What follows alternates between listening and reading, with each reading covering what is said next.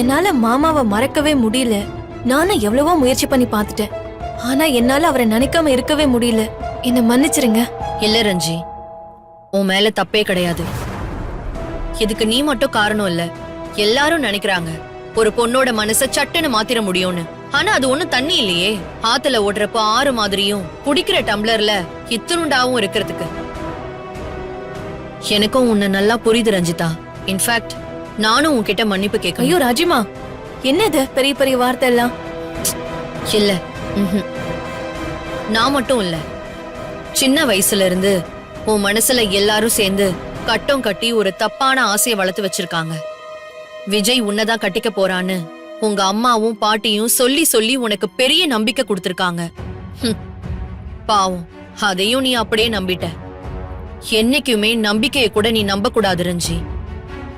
அததான் நான் உனக்கு இன்னைக்கு கத்து கொடுக்கிற பாடம்னு நீ நினைச்சுக்கோ.